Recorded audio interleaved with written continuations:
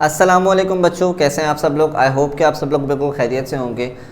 My name is Kamran Shah and you guys are watching our YouTube channel AK education. So today we are going to study class 11 chemistry chapter 7 हमारे पास चल रहा है and the chapter name is chemical equilibrium. और आज हम applications of KSP को discuss करने वाले हैं। लास्ट वीडियो के अंदर हमने सॉल्युबिलिटी प्रोडक्ट के न्यूमेरिकल्स किए थे और आज की वीडियो के अंदर हम एप्लीकेशंस ऑफ KSP को डिस्कस करने वाले हैं और ये देखने वाले हैं कि KSP के क्या क्या इस्तेमालात हो सकते हैं, आयनिक प्रोडक्ट क्या होता है। इन तमाम चीज़ों को आज की वीडियो के अंदर हम डिस्कस आउट करेंगे। तो सबसे पहले the value of KSP can use be determine the precipitation of slightly soluble salt in a solution।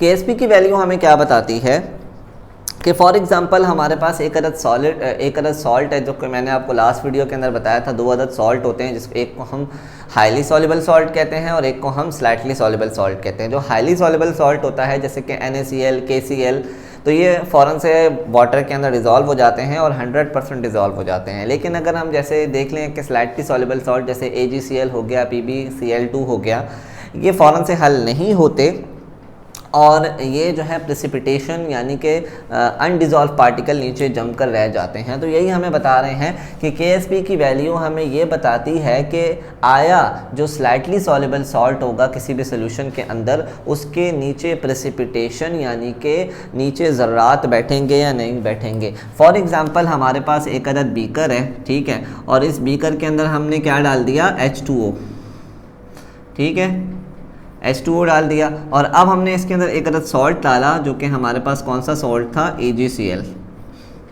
ठीक है। अब ये जो AgCl सॉल्ट है ये हमारे पास स्लाइटली सॉल्युबल सॉल्ट है और फॉर एग्जांपल AgCl हम मान लेते हैं कि AgCl पानी के अंदर जो हल होता है वो सिर्फ और सिर्फ 2 ग्राम हल होता है, ठीक है। अब जाहिर सी बात है जब हम इसके अंदर सॉल्ट डालेंगे तो सिर्फ 2 ग्राम तो इसके अंदर क्या हो जाएगा, हल हो जाएगा और बाकी का जो सॉल्ट होगा वो नीचे जाकर बैठ जाएगा, जिसको हम क्या कहते हैं, प्रेसिपिटेशंस भी कहते हैं और जिसको हम PPT भी कहते हैं, ठीक है। तो आयनिक प्रोडक्ट की जो वैल्यू जो KSP की वैल्यू है वो हमें ये बताती है कि हम किसी भी स्लाइटली सॉल्युबल सॉल्ट को, जो स्लाइटली सॉल्युबल सॉल्ट होता है किसी भी सोल्यूशन के अंदर, वो बताती है KSP की वैल्यू कि नीचे जाकर PPT बनेंगे या नहीं बनेंगे, ठीक है। तो जिस तरीके से हम KSP निकालते हैं आयनिक प्रोडक्ट भी वैसे ही निकालते हैं, क्योंकि आयनिक प्रोडक्ट भी प्रोडक्ट के बराबर होता है। तो यहाँ पर याद रखिएगा 3 केसेस हैं हमारे पास। 3 केसेस में पहला केस क्या है, पहला केस ये है कि अगर हमारे पास आयनिक प्रोडक्ट ज़्यादा होगा, यानी जो सॉल्युबिलिटी है, जो हमारे पास प्रोडक्ट की वैल्यू है वो ज़्यादा है और KSP की वैल्यू जो है आयनिक प्रोडक्ट हमारे पास छोटा है, यानी कि आयनिक प्रोडक्ट कम है और KSP की वैल्यू ज़्यादा है, तो इसका मतलब है कि PPT की फॉर्मेशन नहीं होगी। फॉर एग्ज़ाम्पल कि हमारे पास ये एक अदद जो है वो बीकर है और इस बीकर के अंदर हमने फॉर एग्ज़ाम्पल के जो इसके अंदर हल होने की सलाहियत क्या है, 2 ग्राम है और हमने इसके अंदर AgCl कितना डाला है, 1 ग्राम डाला है। तो इसका क्या मतलब होगा कि PPT की फॉर्मेशन नहीं होगी, नीचे जाकर कुछ भी नहीं बैठेगा, क्योंकि हम जितना हल हो सकता है उससे भी कम डाला है, तो PPT नहीं बनेंगे, ठीक है। सेकंड पॉइंट क्या है, कह रहे हैं कि अगर IP यानी कि आयनिक प्रोडक्ट की वैल्यू बड़ी आ जाए और KSP की वैल्यू छोटी आ जाए तो उसके नतीजे में PPT बनेगा। जैसे फॉर एग्जांपल कि AgCl इसके अंदर 2 ग्राम हल हो सकता है और हमने कितना डाल दिया, 3 ग्राम डाल दिया। अब KSP की वैल्यू क्या है, 2 है, यानी कि कितना हल हो सकता है, 2 ग्राम हल हो सकता है, हमने कितना डाल दिया, 3 ग्राम। तो इसके नतीजे में जो 1 ग्राम होगा वो नीचे सॉलिड की शक्ल में जाकर बैठ जाएगा और PPT की फॉर्मेशन हमारे पास यहाँ होगी और ये सॉलिड नीचे जाकर बैठ जाएगा, तो PPT की फॉर्मेशन होगी, ठीक है। तीसरा पॉइंट क्या है कि अगर आयनिक प्रोडक्ट की वैल्यू KSP के बराबर आ जाए तो उस नतीजे में भी PPT फॉर्म नहीं होगा। यानी मान लें कि इसके अंदर हल होने की सलाहियत कितनी है, 2 ग्राम है और हम इसके अंदर सिर्फ 2 ग्राम ही डालेंगे, तो जाहिर सी बात है वो 2 ग्राम इसके अंदर हल हो जाएगा, डिसोसिएट हो जाएगा, आयोनाइज हो जाएगा और नीचे PPT नहीं बनेगा, ठीक है। तो ये 3 चीज़ें आपने माइंड के अंदर याद रखनी है, इन तीनों केसेस को याद रखना है। और अब हम चलते हैं इसके न्यूमेरिकल्स की तरफ। बहुत सिंपल से न्यूमेरिकल है, 2 न्यूमेरिकल हमारी बुक के अंदर गिवन है, तो वो हम जो है सॉल्व कर लेते हैं। तो सबसे पहला न्यूमेरिकल है हमारे पास, पहला न्यूमेरिकल है यहाँ पर 7.10, एग्जाम्पल नंबर 7.10 में हमें क्या बताया जा रहा है कि A solution is prepared by mixing 600 cm cube of 7.5 exponent minus 4 molarity of BaCl2 into 300 cm cube of 2.4 cm cube molarity of Na2SO4. Will a PPT of BaSO4 form when equilibrium is reached? तो यहाँ ये बताया जा रहा है कि यहाँ मैं आपको एग्जाम्पल के तौर पर भी बता देता हूँ कि हमारे पास यहाँ पर एक बीकर है बड़ा वाला, ठीक है, एक बड़ा सा बीकर है, ठीक है, और यहाँ दो हमारे पास क्या हैं, छोटे बीकर मौजूद हैं। एक बीकर के अंदर हमारे पास बेरियम क्लोराइड मौजूद है BaCl2 और एक बीकर के अंदर हमारे पास क्या मौजूद है, सोडियम सल्फेट Na2SO4 मौजूद है, ठीक है। अच्छा, इसका जो वॉल्यूम है वो हमारे पास कितना है, 600 cm क्यूब है और इसका जो वॉल्यूम है वो है 300 cm क्यूब, ठीक है। अच्छा, यही सवाल के अंदर बताया कि BaCl2 का वॉल्यूम जो है 600 है। अच्छा, इसकी जो कंसंट्रेशन वो हमारे पास दी हुई है वो कितनी है, 7.5 एक्सपोनेंट माइनस 4। तो ये इसकी जो कंसंट्रेशन है 7.5 एक्सपोनेंट माइनस 4 और इसकी जो कंसंट्रेशन है वो है 2.4 एक्सपोनेंट माइनस 3 की कंसंट्रेशन दी हुई है। कह रहे हैं कि जब हम इन दोनों सॉल्ट को इस बड़े बीकर के अंदर डालेंगे, पानी वाला वे बीकर जो है हमारे पास, इसके जब अंदर हम डालेंगे तो जाहिर सी बात है कि ये BaCl भी इसके अंदर आ जाएगा, BaCl2 भी अंदर आ जाएगा और Na2SO4 भी इसके अंदर आ जाएगा। अब ये दोनों सॉल्ट क्या होंगे, ब्रेक हो जाएंगे। अब यहाँ से क्या आएगा, Ba और यहाँ से क्या आएगा, SO4, ठीक है। अब BaSO4 हमारे पास जो है ये बन जाएगा सॉरी BaSO4 बन जाएगा। अच्छा, इसके अलावा यहाँ से जो सोडियम आया था और यहाँ से जो क्लोरीन आया था ये भी आपस में मिलेंगे, ये भी सॉल्ट बनाएंगे, लेकिन हम इन दोनों को निगलेक्ट कर देंगे। क्यों निगलेक्ट कर लेंगे, क्योंकि हम पढ़ रहे हैं सिर्फ और सिर्फ स्लाइटली सॉल्युबल सॉल्ट के बारे में। क्योंकि अगर हम हाईली सॉल्युबल सॉल्ट की बात करें तो हाईली सॉल्युबल सॉल्ट पूरा जो है रिएक्टेंट से प्रोडक्ट के अंदर कन्वर्ट हो जाता है और उसमें इक्विलिब्रियम एस्टेब्लिश नहीं होता, इसलिए हम स्लाइटली सॉल्युबल सॉल्ट की बात करेंगे, बैरियम सल्फेट की बात करेंगे। तो कह रहे हैं कि जो बैरियम सल्फेट है इसके अंदर PPT की फॉर्मेशन होगी या नहीं होगी अगर KSP की वैल्यू हमारे पास बैरियम सल्फाइड की क्या है, 1.1 एक्सपोनेंट माइनस 6 है, ठीक है। तो सिंपली सबसे पहले हम इस क्वेश्चन का डेटा बना लेते हैं और डेटा के बाद जो हम जो है क्वेश्चन को सॉल्व करने की कोशिश करते हैं कि आया क्वेश्चन में हमसे पूछा क्या जा रहा है, ठीक है। तो सबसे पहले डेटा हम बनाएंगे। तो डेटा में हमारे पास वॉल्यूम ऑफ BaCl2 कितना है, 600 cm क्यूब। इसी तरीके से दूसरा हमें क्या दिया है, कंसंट्रेशन ऑफ BaCl2। BaCl2 की कंसंट्रेशन वो कितनी दी हुई है, 7.5 एक्सपोनेंट माइनस 4 की कंसंट्रेशन दी हुई है, मोलारिटी, ठीक है। इसी तरीके से हम दूसरा देख लेते हैं, वॉल्यूम ऑफ Na2SO4 के वॉल्यूम ऑफ Na2SO4 बराबर है 300 cm क्यूब और कंसंट्रेशन ऑफ Na2SO4 बराबर है कितनी दी हुई है, 2.4 एक्सपोनेंट माइनस 3 मोलैरिटी के, ठीक है। और KSP की वैल्यू इन्होंने हमें दे दी, KSP फॉर बैरियम सल्फेट की हमें इन्होंने दे दी, बैरियम सल्फेट की KSP की वैल्यू BaSO4 और वो कितनी है, 1.1 एक्सपोनेंट माइनस 6 मोलैरिटी, ठीक है। तो कह रहे हैं कि PPT बनेगा या नहीं बनेगा, इस क्वेश्चन में आंसर निकालकर हमें बताएं। तो सबसे पहले सोल्यूशन करेंगे हम और हमारे पास जो सॉल्ट है इसको हम पहले आयोनाइज करेंगे। तो BaSO4 आयोनाइज होगा और Ba पॉजिटिव और SO4 नेगेटिव के अंदर कन्वर्ट हो जाएगा, क्योंकि ब्रेक होता है किसके पास से, मेटल के पास से, पहले भी बता चुका हूँ। अच्छा, SO4 पे हमेशा -2 आता है और बैरियम जो है 2A ग्रुप से ताल्लुक़ रखता है, तो इसके ऊपर चार्ज क्या आएगा, -2 का चार्ज आएगा, ठीक है।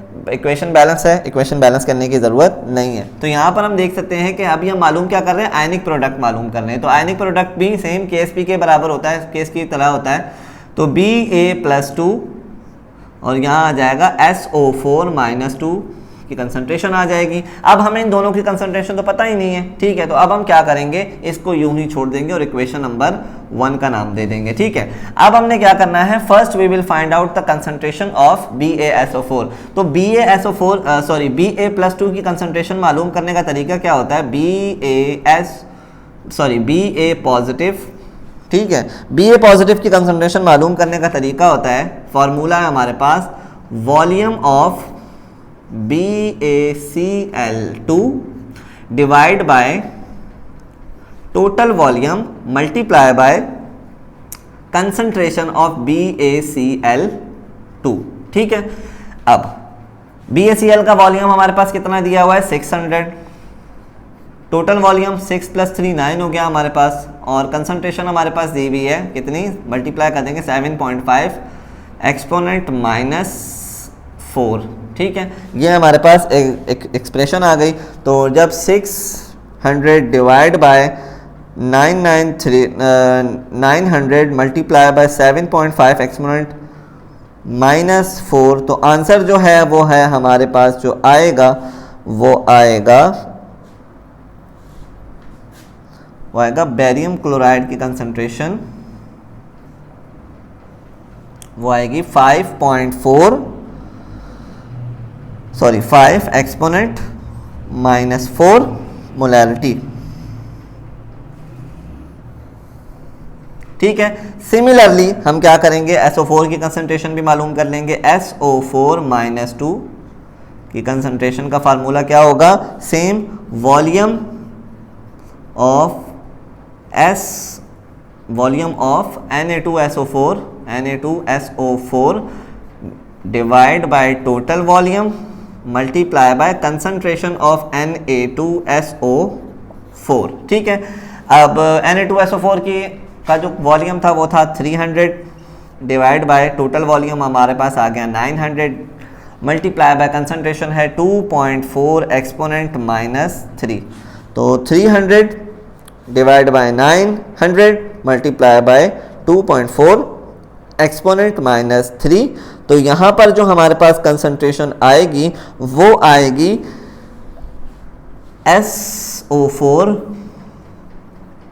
SO4 माइनस की कंसंट्रेशन जो हमारे पास आएगी वो आएगी 8 exponent -4 molarity.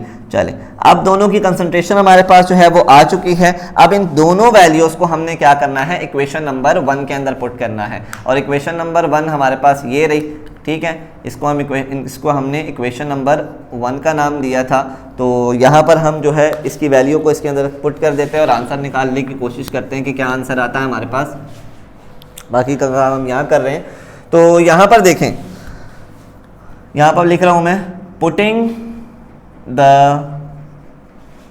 Values in equation 1, ठीक है। इन तमाम वैल्यूज को हम इक्वेशन नंबर 1 के अंदर पुट कर देंगे। तो यहाँ पर हमारे पास आयनिक प्रोडक्ट आ जाएगा, ठीक है, आयनिक प्रोडक्ट, ठीक है। अब बेरियम सल्फेट की कंसंट्रेशन हमारे पास क्या आई थी, 5 एक्सपोनेंट -4, और जो SO4 की कंसंट्रेशन आई थी वो आई थी 8 एक्सपोनेंट -4, ठीक है। जब आप दोनों को मल्टीप्लाई करेंगे तो 5 एक्सपोनेंट -4 मल्टीप्लाई बाय 8 एक्सपोनेंट -4, तो आंसर जो है वो हमारे पास आएगा 4 एक्सपोनेंट -7।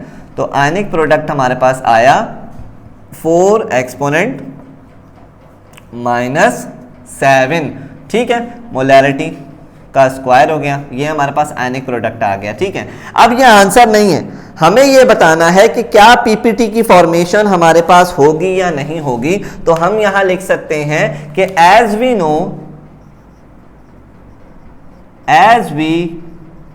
नो दैट, हमें इस बात के बारे में पता है कि आयनिक प्रोडक्ट और KSP, ठीक है। अब यहां देखें, आयनिक प्रोडक्ट की वैल्यू आई है 4 एक्सपोनेंट -7, और जो KSP की वैल्यू थी वो थी 1.1 एक्सपोनेंट -6। तो यहां पर देखें कि आयनिक प्रोडक्ट की वैल्यू हमारे पास जो है वो ग्रेटर देन है, और आयनिक प्रोडक्ट की वैल्यू जब ग्रेटर देन होती है KSP से, तो इस कंडीशन के अंदर हमारे पास PPT विल फॉर्म। तो PPT हमारे पास होगा, PPT विल फॉर्म। तो ये था हमारे क्वेश्चन नंबर 1 का आंसर। आप इसका स्क्रीनशॉट ले सकते हैं। तो फिर मैं अभी इस क्वेश्चन को मिटाने जा रहा हूँ, सेकंड क्वेश्चन हम अटेम्प्ट करेंगे। तो ये मैं रब कर रहा हूँ।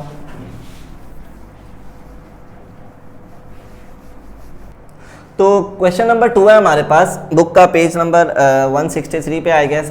ये जो है क्वेश्चन नंबर 3 है। A solution of CaCO3 is prepared by mixing 200 cm³ of 2.4 exponent -4 molarity of CaNO3 twice and 300 cm³ of 4.5 exponent -2 molarity of K2CO3 will CaCO3 ppt upon cooling 25 degree Celsius if Ksp of CaCO3 is 3.8 exponent -9। तो simple same वैसा ही question है, हमें सिर्फ values change करके बता दी गई हैं कि कह रहे हैं कि एक बड़ा बीकर है, ठीक है, और ये 2 छोटे बीकर हैं, ठीक है। अब इस बीकर के अंदर हमारे पास कौन सा सॉल्ट है? कैल्शियम नाइट्रेट O3 ट्वाइस, और यहाँ पर क्या है? पोटेशियम कार्बोनेट K2CO3, ठीक है।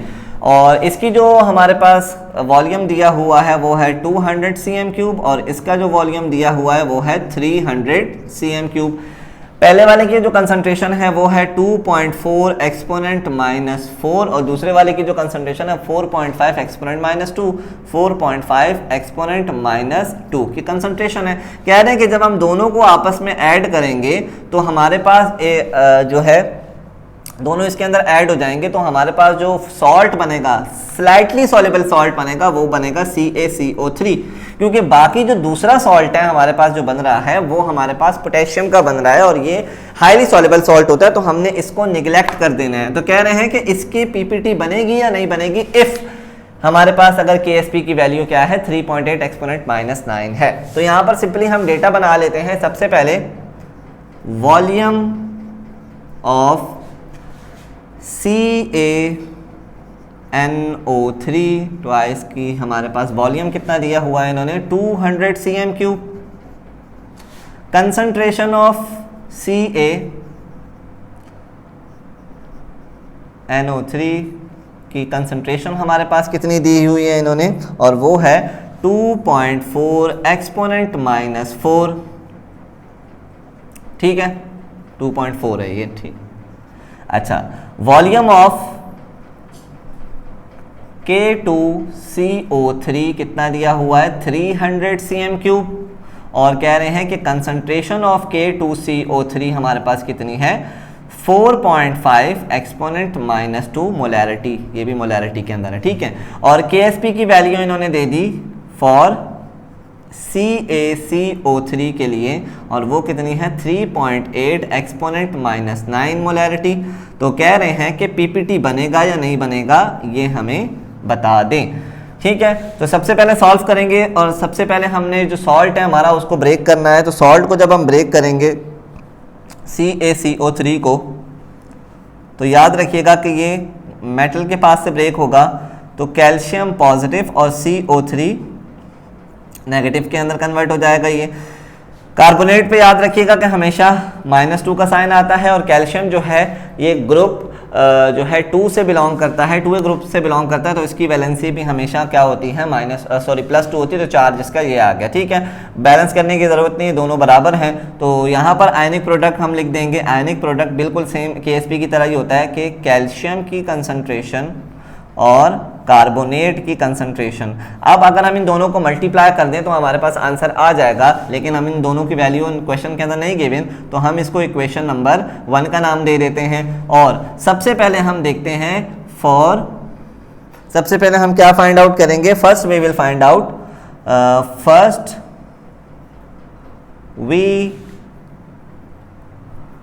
we will find out the concentration of calcium positive की कंसंट्रेशन हम मालूम करने जा रहे हैं, ठीक है। बाकी का काम हम यहाँ पर कर लेते हैं, ठीक है। तो फार्मूला क्या होता है? सेम वही फार्मूला होगा, और क्या है? वॉल्यूम ऑफ पहला सॉल्ट हमारे पास क्या था, calcium Ca nitrate divided by total volume multiply by concentration of calcium nitrate. ठीक है, अब टोटल वॉल्यूम हमारे पास कैल्शियम नाइट्रेट का कितना है, वो है 200 डिवाइडेड बाय टोटल वॉल्यूम हमारे पास कितना आ गया, वो है 2 + 3 500 और कंसंट्रेशन इसकी कितनी गिवन है 2.4 एक्सपोनेंट -4। तो 200 divide by 500 multiply by 2.4 exponent -4। तो हमारे पास जो आंसर आता है वो आता है 9.6 एक्सपोनेंट -4। तो कैल्शियम की जो कंसंट्रेशन आई वो आई 9.6 एक्सपोनेंट -5 मोलैरिटी। ठीक है, तो इसकी कंसंट्रेशन आ गई। सेम हमने क्या काम करना है, अब कार्बोनेट की कंसंट्रेशन भी मालूम करनी है, CO3 माइनस, सेम फार्मूला लगेगा वॉल्यूम ऑफ K2CO3। ठीक है, और total volume divide by total volume multiply by the concentration of K2CO3। ठीक है, तो जो वॉल्यूम ऑफ K2CO3 है वो है हमारे पास 300 divide by total volume 500। Concentration हमारे पास कितनी दी हुई है, वो है 4.5 एक्सपोनेंट -2। तो 300 divide by 500 multiply by 4.5 exponent -2। तो आंसर जो आता है वो आता है 2.7 एक्सपोनेंट -2। तो कार्बोनेट आयन की जो कंसंट्रेशन हमारे पास आई वो आई प्लस की है, सॉरी, तो वो आई 2.7 एक्सपोनेंट -2 मोलैरिटी। ठीक है, यहाँ तक हमने दोनों की मोलैरिटी को जो है वो फाइंड आउट कर लिया है। तो यहाँ पर मैं इस पार्ट को यहाँ पर रिमूव करने जा रहा हूँ और यहाँ पर हम ऊपर ये बाकी का क्वेश्चन सॉल्व कर लेते हैं। तो अब हमने दोनों वैल्यू हमारे पास आ गई। अब हमने क्या करना है, putting the value in equation 1, putting the values in equation number 1। इस इक्वेशन के अंदर हमने वैल्यू को पुट कर देना है। तो आयनिक प्रोडक्ट बराबर होगा हमारे पास, कैल्शियम की कंसंट्रेशन हमारे पास कितनी आई है, वो आई है 9.6 एक्सपोनेंट -5 मल्टीप्लाई बाय 2.7 एक्सपोनेंट -2। ठीक है, दोनों को जब हम आपस में मल्टीप्लाई करेंगे तो 9.6 एक्सपोनेंट -5 मल्टीप्लाई 2.7 एक्सपोनेंट -2। तो हमारे पास जो आंसर आएगा वो आएगा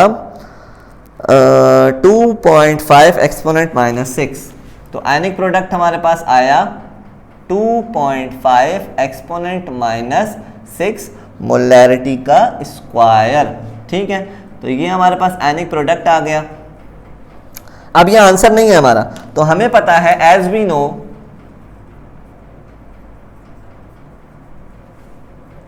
नो कि अगर आयनिक प्रोडक्ट यहाँ पर हमारे पास कितना है, वो आया है 2.5 एक्सपोनेंट -6 और जो KSP की वैल्यू थी वो थी 3.8 एक्सपोनेंट -9। तो यहाँ पे क्लियरली आप देख सकते हैं कि आयनिक प्रोडक्ट बड़ा है और KSP हमारे पास जो है वो छोटा है। तो इस नतीजे में हमारे पास PPT और CuCO3 विल बी फाउंड।